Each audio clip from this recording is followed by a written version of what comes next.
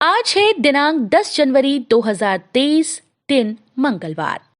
Welcome back to clean news UP. चलिए देखते हैं उत्तर प्रदेश की 25 फटाफट बड़ी खबरों को। इससे पहले आप न्यूज को कहां से देख रहे हैं हमें कमेंट में बताना बिल्कुल ना भूलें। साथ ही हमारे फेसबुक पेज को भी फॉलो करें। फेसबुक पेज का लिंक डिस्क्रिप्शन में दिया गया है। प्रवासी मजदूरों को मिलेंगे सस्ते किराए के घर। उत्तर प्रदेश सरकार ने शहरों में रहने वाले गरीब लोगों और शहरी प्रवासियों के लिए किफायती दरों पर किराए का आवास मुहैया करवाने के लिए योजना की शुरुआत की है। Affordable rental housing and complex योजना के तहत शहरी प्रवासी, गरीब मजदूरों, आर्थिक रूप से कमजोर वर्ग से संबंधित लोगों, कारखाने के श्रमिकों सहित निम्न आय वर्ग और आतिथ्य से जुड़े लोगों को इसका फायदा मिलेगा। इन लोगों को पहले दिया जाएगा प्रधानमंत्री आवास योजना का पैसा। यूपी सरकार ने जारी किया निर्देश। यूपी सरकार ने शहरी क्षेत्रों में आने वाले लोगों को प्राथमिकता के आधार पर प्रधानमंत्री आवास योजना का पैसा देने का निर्देश दिया है। इसके लिए सर्वे कराते हुए पात्रों से आवेदन लिया जाएगा। इसके साथ ही प्रधानमंत्री आवास योजना में जिन पात्रों का पैसा रुका हुआ है उसे जल्द दिया जाए।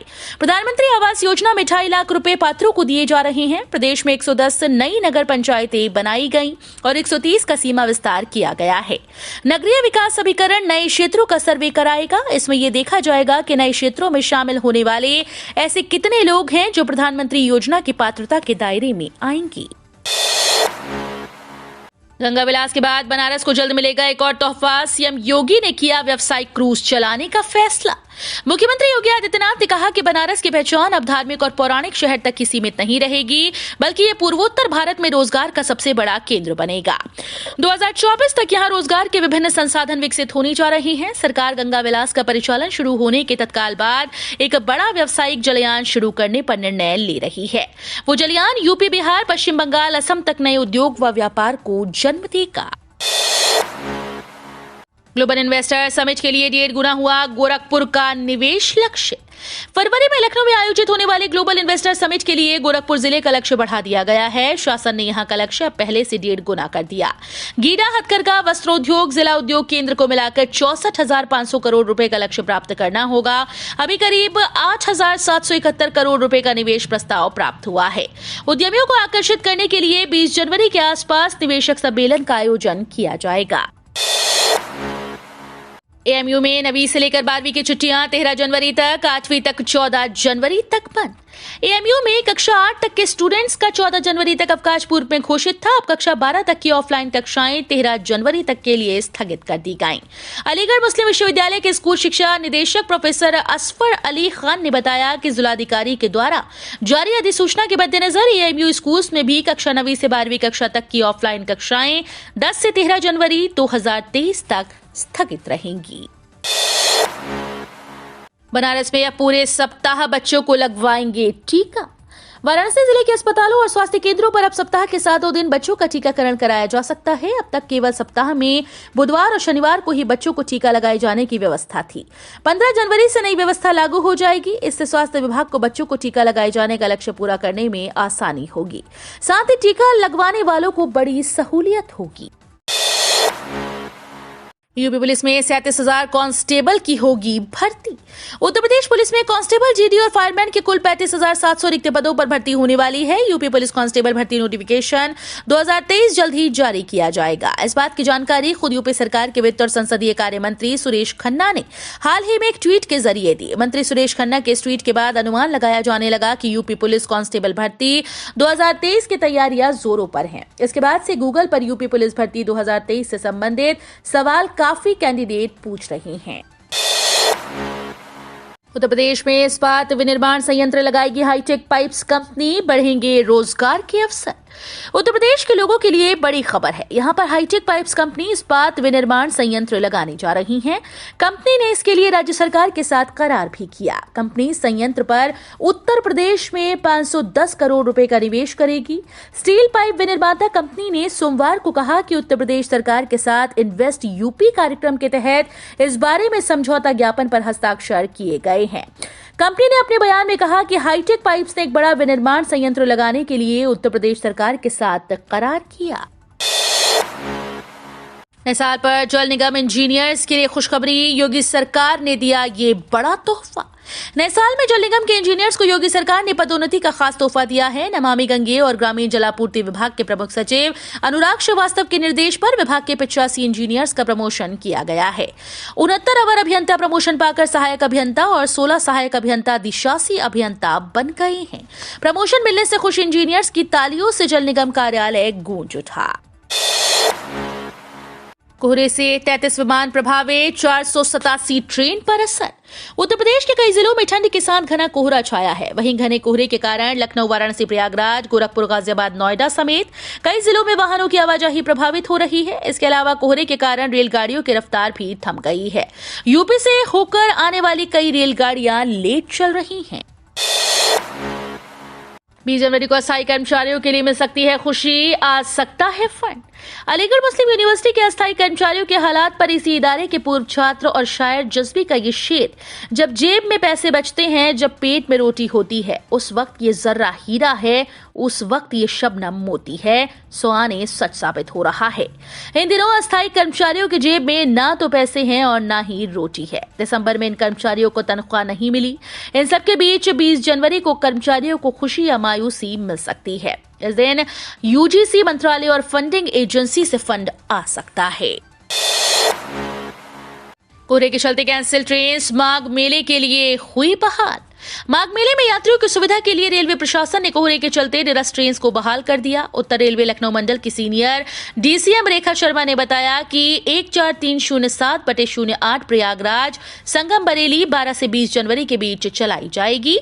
ऐसे ही गाड़ी संख्या 14231/32 प्रयागराज संगम बस्ती express, 04383/84 Prayagraj Sangam Jaunpur junction special तथा 14229/30 प्रयागराज संगम हरिद्वार एक्सप्रेस को भी उपरोक्त तारीखों के बीच दोबारा चलाया जाएगा।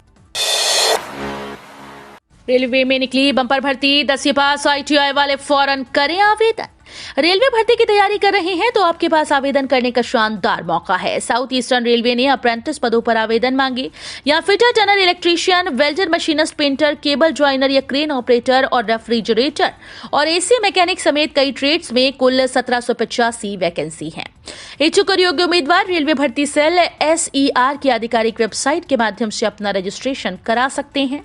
आवेदन करने की अंतिम तिथि 2 फरवरी 2023 शाम 5 बजे तक है।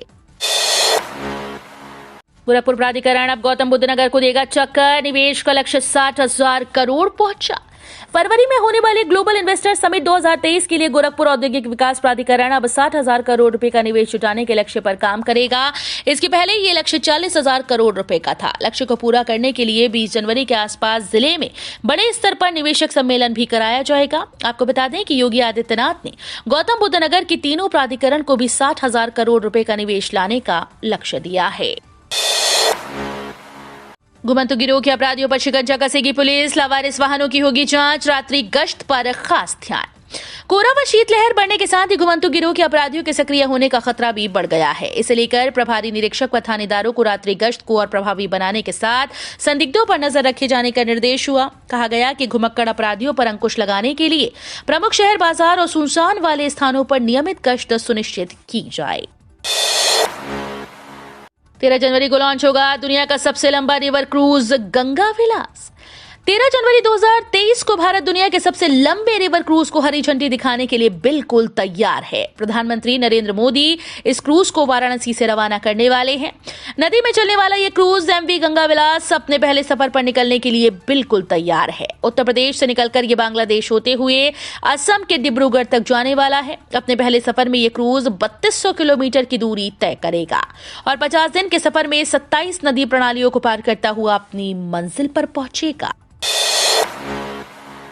रामलला के सिंहद्वार के लिए हरिद्वार काशी मठ दिए 200 किलो चांदी। भगवान रामलला के सिंहद्वार में लगने वाली चांदी हरिद्वार काशी मठ रामलला को समर्पित करेगा। बताया जाता है कि भगवान रामलला के गर्भगृह के दरवाजे और खिड़की में लगाए जाने वाली चांदी हरिद्वार काशी मठ दिया। हरिद्वार काशी मठ के पीठाधीश्वर स्वामी संयम तीर्थ रामलला को 200 किलो चांदी समर्पित की है। श्री राम जन्मभूमि तीर्थ क्षेत्र ट्रस्ट कार्यालय पर सोमवार को रामलला को चांदी का समर्पण किया। ये भी बताया कि भगवान रामलला के मंदिर में स्थापित की जाने वाली स्थायी रामलला की मूर्ति के लिए 108 सोने के सिक्के का हार हरिद्वार मठ काशी पीठ की तरफ से समर्पित किया जाएगा। 11 से 13 जनवरी तक आफत बनकर बरसेगी बारिश, सूबे के इन जिलों में पड़ेगी बर्फ जमाने वाली ठंड। पश्चिमी उत्तर प्रदेश में 2 दिन बाद सर्दी और सितम ढाएगी। मौसम विभाग ने 11 से 13 जनवरी के बीच पंजाब हरियाणा के साथ पश्चिमी यूपी में भी हल्की बारिश होने की चेतावनी जारी की। इस बारिश की वजह से दिन व रात के तापमान में गिरावट के साथ ठंड का प्रकोप और बढ़ेगा। फिलहाल अगले 2 दिन प्रदेश के जनजीवन को कड़ाके की ठंड से राहत मिलने के आसार नहीं। बीते 24 घंटे के दौरान इटावा प्रदेश का सबसे ठंडा स्थान रहा, जहां रात का तापमान 3 डिग्री सेल्सियस दर्ज किया गया। भीषण ठंड में हार्ट के रोगियों को लेकर डिप्टी सीएम ब्रजेश पाठक ने अस्पतालों को दिए निर्देश। भीषण ठंड के चलते हृदय रोग से जुड़े मामले तेजी से बढ़ रहे हैं। ऐसे में उप मुख्यमंत्री ब्रजेश पाठक ने अस्पतालों में इलाज की पुख्ता व्यवस्था करने के निर्देश दिए। उन्होंने कहा कि खासतौर पर हृदय रोगियों के इलाज में किसी भी तरह की कोताही न बरती जाए। कानपुर, लखनऊ, प्रयागराज, वाराणसी, अयोध्या समेत दूसरे जिलों में हृदय रोगियों की भर्ती व इलाज की व्यवस्था को और बेहतर किया जाए। जरूरत पड़ने पर बेड की संख्या में इजाफा करें। हृदय रोगियों के इलाज में इस्तेमाल होने वाली दवाओं का स्टॉक दुरुस्त कर लें। बिजली उपभोक्ताओं को लग सकता है झटका, 18 से 23% तक महंगी हो सकती है लाइट। यूपी की बिजली कंपनीज ने सोमवार को उत्तर प्रदेश राज्य विद्युत नियामक आयोग में वर्ष 2023-24 के लिए वार्षिक राजस्व आवश्यकता दाखिल किया। इसके साथ ही लाइन हानियां और घाटे को दिखाते हुए बिजली कंपनीज ने बिजली दरों में 15.85% वृद्धि का प्रस्ताव दाखिल किया। नियामक आयोग से यदि बिजली दरों में वृद्धि का प्रस्ताव स्वीकृत हुआ तो घरेलू उपभोक्ताओं की बिजली दरें 18 से 23% तक बढ़ जाएंगी। ये काम है जरूरी जिसके बिना नहीं आएगी पीएम किसान निधि किस्त। प्रधानमंत्री किसान सम्मान निधि की 13वीं किस्त के सभी इंतजार में हैं, पर ऐसे काम हैं जिसमें से एक भी नहीं कराया तो किस्त अकाउंट में नहीं आएगी। बार बार कृषि विभाग किसानों को इसके लिए जागरूक कर रहा है। अलीगढ़ के उप कृषि निदेशक यशराज सिंह ने बताया कि पीएम किसान सम्मान निधि योजना के अंतर्गत भारत सरकार द्वारा निर्देश दिए गए कि किसान सम्मान निधि की आगामी किस्त प्राप्त करने के लिए कृषकों के द्वारा ई-केवाईसी कराई जानी अनिवार्य है। ई-केवाईसी कराए बिना अब आगामी किस्त का भुगतान नहीं होगा। साल 2023 के पहले हफ्ते में आधा दर्जन से ज्यादा बैंकों ने बढ़ाई एफडी दरें। महंगाई को कंट्रोल करने के लिए आरबीआई की ओर से रेपो रेट में लगातार बढ़ोतरी के चलते मई 2022 से फिक्स डिपॉजिट की ब्याज दरें लगातार बढ़ रही हैं।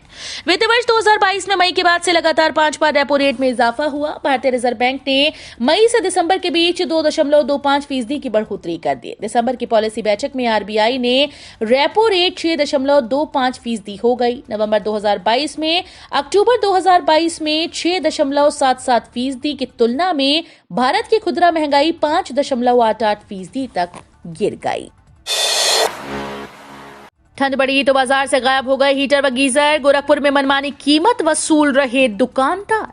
कड़ाके की ठंड बढ़ते ही बाजार से हीटर व गीजर गायब हो गए। अधिकांश दुकानों पर जहां ब्रांडेड कंपनीज के हीटर गीजर का स्टॉक खत्म हो गया, वहीं नॉन ब्रांडेड के बदले कई दुकानदार मनमाने पैसे वसूल रहे हैं।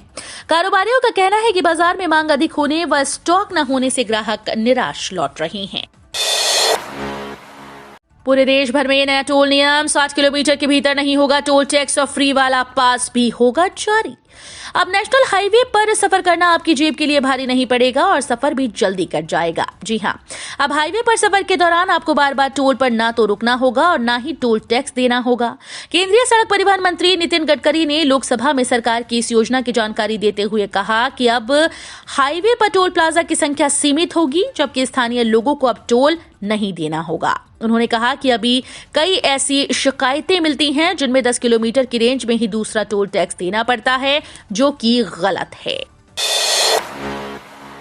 बजट से पहले आ गई बड़ी खुशखबरी, अब इस तरह से बचेगा 100% टैक्स।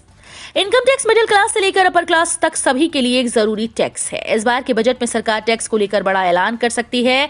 टैक्स छूट की लिमिट को बढ़ाने के अलावा टैक्स पेयर्स के लिए नई इनकम टैक्स स्लैब को भी लॉन्च किया जा सकता है।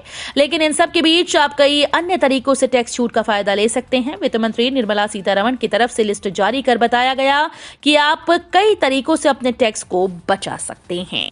तो ये थी आज की 25 फटाफट बड़ी खबरें। अगर आपको न्यूज पसंद आई हो तो वीडियो को लाइक और शेयर जरूर करें। धन्यवाद।